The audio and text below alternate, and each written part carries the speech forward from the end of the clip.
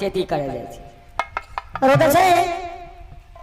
ये जो तुम्हारी पत्नी है दरबार में आकर जो ड्रामा कर रही है तुम्हें अच्छा लगता है? मुझे तो अच्छा लग रहा नहीं। और मैंने तो जकरा मरद के बोले के लूट ने छोकर मोगी नहीं बोलते ना, एकरा बोले नहीं आवे त हमरा बोले नहीं आवे छै। खैर ये तो कभी जवाब जाने छिए, ये तो कभी इसके पास है कि जो खुद को बुलवा रही है उससे, और खुद खड़ा है ये नहीं कह सकता कि भाई साहब ये समस्या को हल कर दीजिए। जानबूझ करके आ रहे दोनों पति पत्नी मिल करके ठोक करके लड़ने के लिए आए, लड़ने के मूड में आए। रे शर्म नाम की चीज है, अभी दुनिया को पता नहीं चला है सर उठा करके गिरा, कल दुनिया को पता चल जाएगा ना कि दरबार में आकर के राज सिंहासन पर भाई साहब के साथ तुम्हारी पत्नी जवाब कर रही है तो कोई बोलने के लिए नहीं जगह पे उतार देता। ना बात के दादा तो फांसी लगा के मर जेबे आ दोनों भागे समस्तीपुर जेल में। हां की बुझे छै? अनपढ़ मोगी ने छै, पढ़ल लिखल छै, एगो दरखास्त देबे दोनों अंदर। अरे देखो बहुत तुम दोनों को ड्रामा देख लिया हो, शायद अगर तुम दोनों को हम नजर में पागल लगता होगा तो ये सोच दिमाग से निकाल दी। जब मुझे दुनिया को चलाने के लिए आता है तो तुम दोनों को चलाने के लिए नहीं आता है। रे हम पागल नजर आ रहे हैं, बेवकूफ नजर आ रहे हैं, अनपढ़ नजर आ रहा है तुम दोनों को। देखै छियै ये सुनै छियै, ये सुनै छियै खरे खर केना मन में बदले दी छै, किया न बाटे छै। ए अमर के मुरुत मोते से करे जाम दांत काट ली एकरा, एको बेर नहीं बोले छै। बहुत बोल रही है तुम्हारी पत्नी, बहुत बोल रही है, बर्दाश्त का भी कोई हद होता है। तुम भी आकर के चर भर के बोल दिया है, वो भी चर भर के बोले, क्या मतलब रे? पागल नजर आ रहा हूँ, बेवकूफ नजर आ रहा हूँ। बोला तो किसको बुला था? दुनिया की कोई ताकत आ जाएगा तो राज बंटवारा नहीं होगा। बुला किसको बुला? भाई साहब अगर 24 घंटे के अंदर अंदर में आप राज को बंटवारा नहीं लीजिएगा तो मेरा तलवार आपके गर्दन पर चल जाएगा।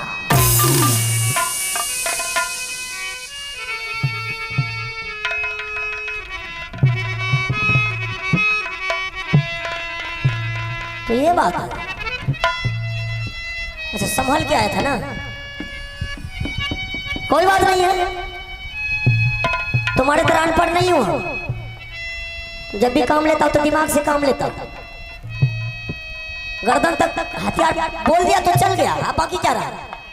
जिस तरह तुम्हारी पत्नी आकर के सामने में ड्रामा कर रही है, मैं भी अगर पत्नी की नहीं हूं, मेरे पास भी पत्नी है, मैं भी अपनी पत्नी से विचार विमर्श करके 10 मिनट के अंदर में तुझे राज बंटवारा करके देंगे, तुम दोनों जा सकते हो। ठीक है आबू चलो चाय पिए, आबू मलाई मार के चाय बन ले ये आबू नहीं आबू नहीं।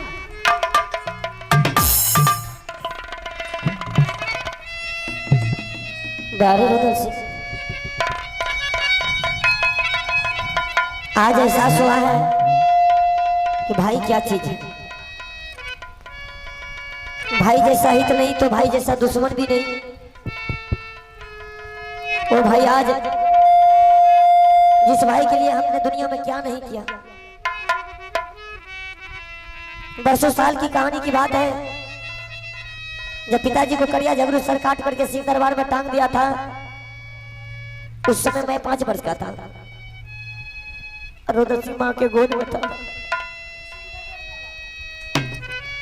मेरा घर उस समय सोरनी किला पड़ता था और करिया झगड़ू के मारो घर पड़ता था। पिताजी को मरने के बाद मेरे घर पर छापामारी कर दिया था करिया झगड़ू, कोई खाने पीने के प्राशन तक नहीं छोड़ा था। यहाँ तक कि जिसके दरबार छिपने के लिए जाया करता था, बेवदा वहां जाकर के चालन ठोक करके उसको बोलता था, अगर तुम तीनों माँ बेटा को बिलवा कर रखा तो बेवदा तुम्हारे परिवार को सर काट करके सिंह दरबार में। वो भी आदमी हिंदू धर्म में, कोई मुझे बिलवा करके नहीं रखा था। अंतिम में करिया झगड़ू के चंगुल में फंसने के बाद मुझे गर्म घर में डाल करके रुद्र सिंह को छाती में बांध दिया, उल्टा हाथ बांध करके नित प्रतिदिन पिता के मार मारता था। मैं घूम घूम करके सारा पट्टा मैं अपने बदन पर तोड़ लिया करता था, मैं कभी उसको मार खाने। जिस भाई को कभी मैंने भाई का दर्जा नहीं दिया, मैंने बच्चे की तरह पाल पोस करके जवान किया, आज वही भाई अपने पत्नी की बात में करके मुझसे बगावत की।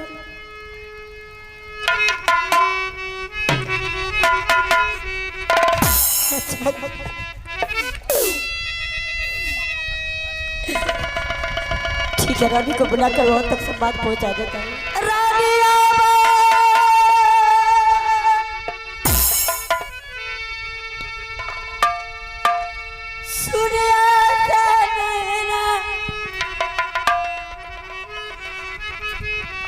बाली को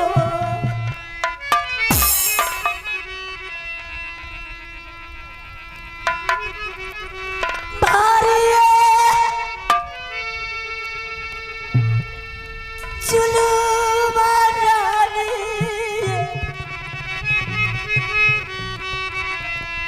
बीतई तारा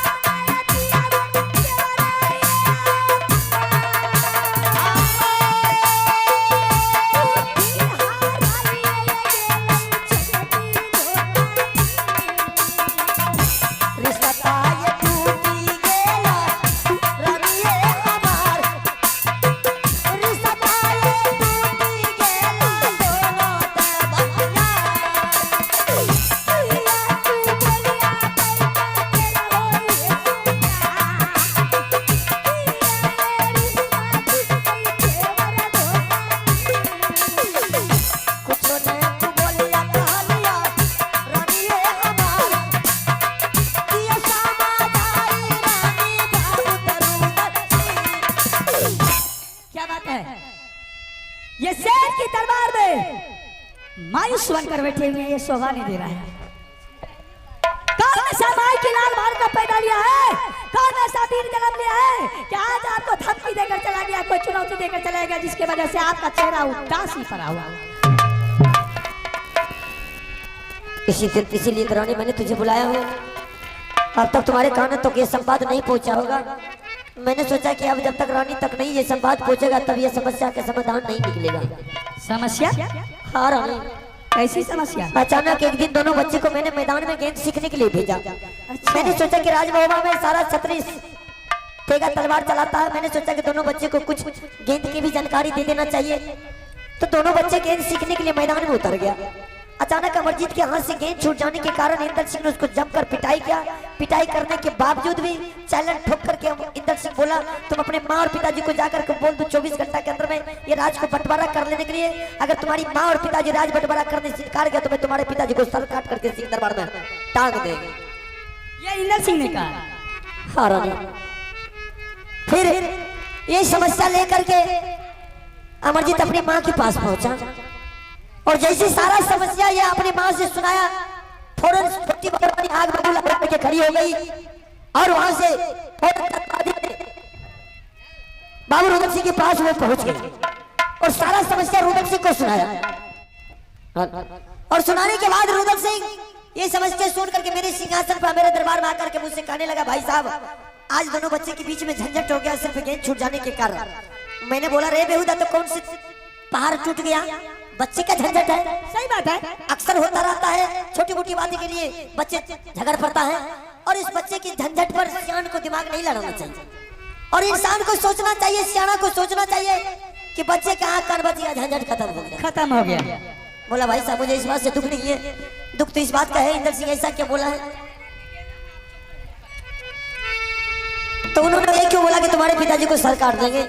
मैंने बोला, रे बेहुदा बच्चा है, तुम्हारे ही बच्चा है, मेरा ही बच्चा, दोनों भाई का ही बच्चा है। चलो इंदर सिंह से मुंह से निकल गया है, तुझे इस बात से दुख है, इंदर सिंह को बुला करके तुम्हारे सामना कर देता हूँ और 175 कोड़ा बदन पर तोड़ देंगे, आइंदा तुम्हारे बच्चे के साथ गलती नहीं करेगा। बिल्कुल आपने सही कहे। और रुदल सिंह इस बात को जवाब हाँ या ना कुछ नहीं दिया। फौरन उसकी पत्नी आकर के मेरे सामने में खड़ी हो गई। क्या? हाँ रानी।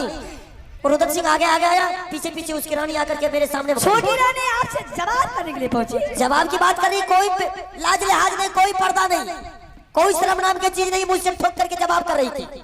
डायरेक्ट बेपर्दा होकर के, बड़े मालिक जब तक चलने बनने वाला था चल चुका है, अब परिवार चलने बनने वाला नहीं है, भला चाहते तो अपराध को बंटवारा कर दीजिए।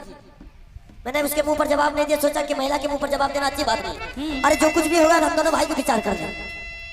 मैंने बोला, रुदल सिंह रहे, जब तुम आया मुझसे कोई बात लेकर के, तुम्हारी पत्नी क्या जरूरत थी बीच में बोलने का। बोला, भाई साहब मैंने उसको मना करके आया, ये पीछे पीछे आ गई। मैंने बोला, ठीक है, जब वो भी आ गई है तो उसका भी समस्या हल होगा। बोल, क्या बात है, किसने आई है। बोला, भाई साहब ये इसलिए आई है कि राज को बंटवारा करने के लिए चाहती है। बोल रही, राज को बंटवारा कर देने के लिए।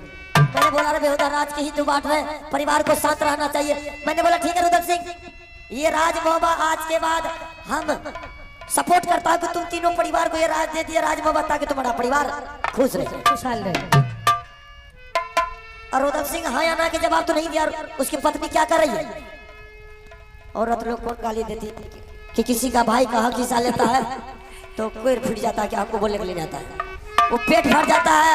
अगर कोई हिस्सेदार का कोई हिस्सा लेता है तो डॉक्टर के पास चला आता, तो ये आपको नहीं बोला जाता, मोगी वाला बात नहीं बोला जाता। फिर मैंने सोचा कि औरतों के ऊपर जवाब देना अच्छी बात नहीं है। मैंने सोचा कि अगर गार्जियन होने के नाता थोड़ा टाइट होकर के बोलते हैं कि गार्जियन है तो कुछ तो मर्यादा रखेगा, कुछ तो शर्म रखेगा। मैंने सोचा टाइट होकर के बोलेंगे, हो सकता है डर के मारे तो भाग जाएगा। मैंने बोला, रे बेहुदा तुम्हारी पत्नी है, तुम बहुत बोल रहा है, इसका मतलब तुम दोनों की नजर में हम पागल बेवकूफ नजर आए। बोला कि उसको बुला के लाता हूं। दुनिया का अगर कोई ताकत आ जाए, कोई पंचायत आ जाएगा राज मोहब्बा बंटवारा करने के लिए, तो राज बंटवारा नहीं होगा तो नहीं होगा। ए बाबू लुचपनी मत करो। अरे तुम ही लोग के कर रहे हो, लुचपनी करोगे फिर यहाँ से उठा के सरपंच ग्राउंड के बाहर चले जाओगे। रुदल सिंह बोला, और मैंने उसको कई बार समझाया, उसकी पत्नी क्या कर रही है और नाना प्रकार के गाली दे रही है कि राज बंटवारा नहीं होगा तो हम दोनों माँ बेटा जा रहा हूँ, जार खा करके मर जाऊंगे और दोनों भाई को समस्तीपुर के जेल में चक्की पिसा नहीं देखे थे ना, कभी देख लीजिए। अरे तो मुंह पर जवाब देना मुझे अच्छी बात है, मैंने सोचा औरतों को मुंह पर जवाब देना चाहिए। और रुदल सिंह क्या बोला, भाई साहब भला चाहते तो राज बंटवारा कर दीजिए, वरना मेरा हथियार आपके गर्दन तक। इतनी तक बात चल चुकी। मैंने सोचा कि अब बात लगता है कि आगे बढ़ जाएगा, इसलिए मैंने उसको बोला कि तुम जा सकते हो। मैं रानी को बुला करके जरा दोनों पति पत्नी मिलकर के समझौता करता हूँ। मैंने इसलिए तुझे बुलाया, जा करके दोनों को समझा बुझा दे, अच्छा खासा घर को बर्बाद ना करे, घर बर्बाद होगा दुनिया के लोग ताना मारेगा। बस इतनी सी बात, और इतनी सी बात में इतनी बड़ी घबराहट में पहुंच गए। वाह मालिक, मालिक बनने से पहले सोचे थे, विचारे थे कुछ कि मालिक पर कितना बड़ा जवाबदारी रहता है, कितनी बातों को बर्दाश्त करना पड़ता है, कितनी वातावरण को लेके चलना पड़ता है। उन लोगों के दिल में चोट पहुंचा, उसके बेटा को मार लगा है, गुस्सा में कुछ भी बोल सकता है, लेकिन बर्दाश्त करना हम लोगों की काम है, समझ गए ना। जिस टाइम में जो रुदल सिंह आपके सामने कभी सर उठाकर जवाब नहीं किया था, वो दरबार पहुंच गया। जो रानी के आप कभी परछाई नहीं देखे थे, वो भी आपके पास पहुंच गई और दोनों पति पत्नी मिलकर आपसे जवाब कर रहा था और चुप मार के आप बैठे हुए थे। उसी टाइम सोचना चाहिए कि प्रतिष्ठा बचाने के लिए ये कुर्सी को छोड़ के आप चले जाते और कहते कि दोनों अपना में बात करते रहो, मैं नहीं रहूंगा ना सुनूंगा। तुमको यही पंचायती करने के लिए बुलाया हूँ, मैं तुमको पंचायती करने के लिए बुलाया हूँ। मतलब मैं उसका मेरा मालिक है, मैं फने खा है, उसके डर से आप छोड़ देंगे। मेरी मर्दा बात मैं फने खा हूँ, बड़ी पंचायती करने के लिए चलिए। तुमको बुलाया समझौता करने के लिए, उल्टे पंचायती करने के लिए क्या बुलाया। करेगा? उसके बेटा को पिटाई किया, उसका बेटा को चालन दिया है, वो बात लेके आपके पास आया, आप भी उसको समझा बुझा के घर को नहीं भेजे, आप ठोकी करने लगे। बोला दुनिया की कौन ताकत है कि राज को बड़ा कर देगा? यही कानून है, तो जो कहेंगे वही कर देंगे। वाह, वाह, वाह, वाह। बड़ी पंचायती करेंगे, हम बोलेंगे समझौता करके जाकर समझा दे, उल्टे करके हमको छोड़ करके चले जाएंगे। अगर आपने दिल्ली भेज रही है मैं, हाँ बोरा उठवेला खास करके औरतों को काम होता है घर बर्बाद करने में और किसी को सर पर चढ़ाने में। अगर औरत दिन से टाइट रहती तो आज वो सर पर नहीं चढ़ता, इसी को सर पर चढ़ाया हुआ है। ए चलो बाबू अकल सट गया तो मोगी से सीख लीजिए। तुमने से तो हम अकल सीखते हैं। हमें यार क्या पूछे छो, जब तक दो आदमी लड़ाई करता है ये वो चुप रहता तो रहबे कर देख रहा है नहीं ना वह खातिर इनका कह लिया ना है क्या वो नहीं रहते वहां से चले जाते, दोनों आपस में बक करते रहता, नहीं रहते नहीं सुनते। टीवी लगे मभी हमला वैसे मंडी बोला गए है ना, उसके मुंह में आवाज है, हम मौका है, हम नहीं बोलेंगे, उसके डर से चुप लगा करके बैठे। अरे बाबा आपसे आप पूछे कि हम कहाँ चले जाते? कहाँ जाना? कहाँ जाइएगा आप? अपने ससुराल जाइएगा, मैं अपने नैहर चली जाऊंगी। वो नालायक बेटा को भी लेके चली जाऊंगी जिसके चलते इतना बड़ा घर में बवाल हो रहा है। ना रहेगा बस से बजेगी बांसुरी, 2 महीना 3 महीना 4 महीना 6 महीना साल भर गुजारूंगी अपनी नैहर में। रुदल सिंह नगर का शहर है, गलियों का बादशाह है, दिन रात 3 तलवार गोली गट्टा से खेलने वाला कड़क दिमाग की आदमी है। ये सिंहासन पर बैठेगा राजगद्दी पर, 4 तरह की आयु में आएगा, नाना प्रकार की वातावरण सुनाएगा, सभी की फैसला करते करते दिमाग उसका पच्ची हो जाएगा। उसी टाइम फौरन अपनी पत्नी को बुलाएगा और कहेगा रानी तू मुझे इजाजत दे। तो इसी टाइम मैंने भैया को खबर करता हूँ, नैना किला से बुला कर ये राजगद्दी पर बैठा दूंगा, ये राजगद्दी मुझसे चलने वाला नहीं है, मैं फिर से जंगल का शेर बन जाऊंगा। सही कर रही है, जंगल का बाग शेर है, कहीं फटाफट करे चला कर तो देख पे हो, अपने दिमाग ठिकाना आ जाएगा। बस जहाँ से सुई से काटा निकल रही तो तलवार मारना जरूरी है। ठीक है बाबा, गार्जियन है तो हम लोगों का फर्ज बनता है समझाना, ताकि बात आगे ना बढ़े, इसलिए मैंने बोला तुम साथ समझा बुझा दे। जा रही हूँ समझाने के लिए, लेकिन आपको क्या के जा रही हूँ? देवर की रिक्स मुझ पर है कि देवर को जो मैं कहूँगी मेरी बात को अवश्य रखेंगे।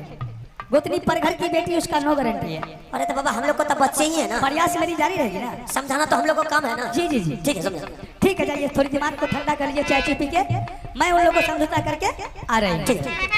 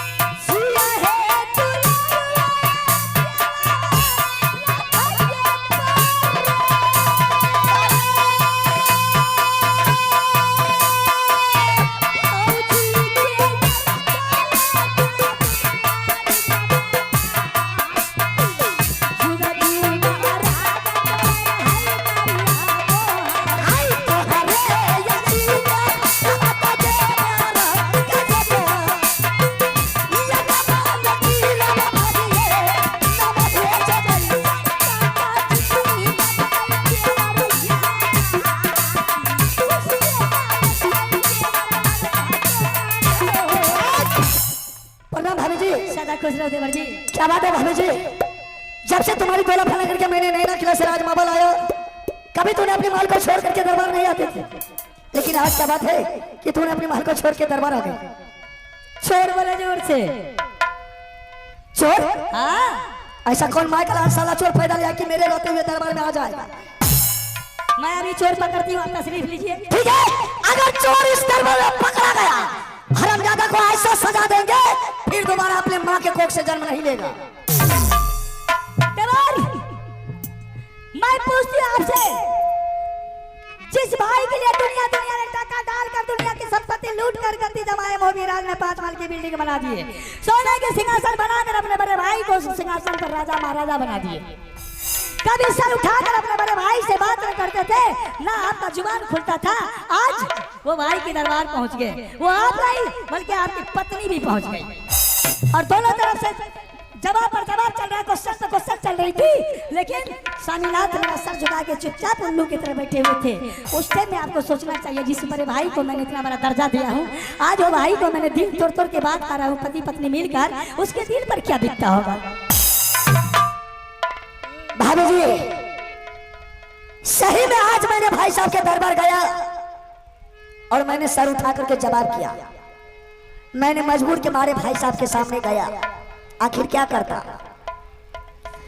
एक तरफ बेटा का जिंदगी है, दूसरी तरफ रानी की जिंदगी है। अगर मैं बेटा रानी का बात को नहीं मानेंगे तो दोनों मर जाएगा। मैंने इसलिए मजबूर के मारे भाई साहब के दरबार गया। मैं समझती हूँ मजबूरी के हालात में इंसान की जज्बात बिक जाती है, लेकिन जब इंदल अमरजीत ने दोनों गेंद खेलने के लिए गया था, दोनों में घटना हुई, झगड़ा हुआ, झंझट हुआ, मारपीट किया। ये मामला लेकर अमरजीत किसके पास गया था? अपने माँ के पास गया था। और उसके माँ किसके पास आई थी? मेरे पास आई थी। जब उसकी माँ आपके पास आई तो आप अपने पत्नी को क्या समझाए, क्या बुझाए, क्या कहे उसको? मैंने लाख बार समझाया, लाख बार बुझाया, वो हरामजादी किसी का बात को वो नहीं मानती है। बदमाश की बोली में लगाम रहता है। वो बेचारी अपने बेटा की मजबूरी लेकर इनके पास आया कि स्वामीनाथ ऐसे ऐसी दुर्घटना मैदान के बीच में बीता है, ऐसा दुर्घटना घर में चल रहा है।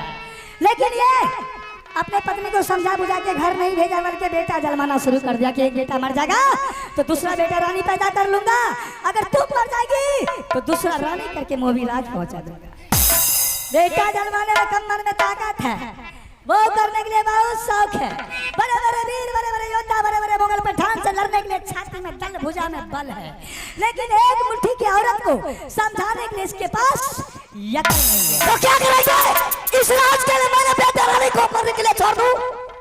मैंने लाख बार समझाया हरामजादी को, कितना बुझाया, लेकिन वो किसी का बात को नहीं मान रही। घर बर्बाद होने लगती है, औरत नाराज हो जाता है, तो उसको समझाने के लिए अकल चाहिए। अकल चाहिए। कैसा अकल चाहिए? टेंशन पर टेंशन दीजिएगा तो बाबा आगे बढ़ेगा ना। मैं बता रही हूँ वो किस तरह मानेगी और कैसे आप समझाइएगा। लो ये मीठी मीठी बतिया बोल के गोतिनिया कलिया समझा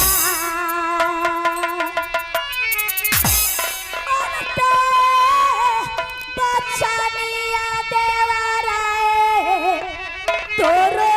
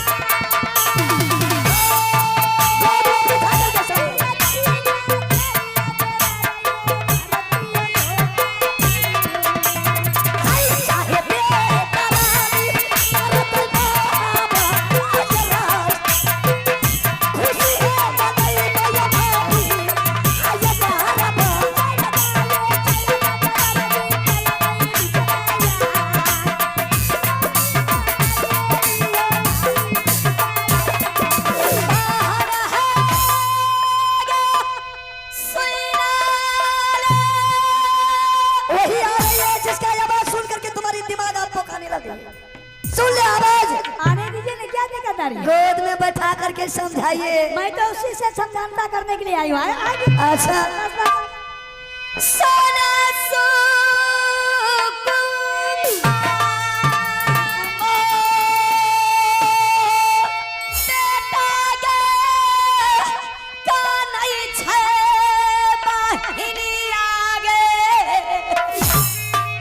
रंगा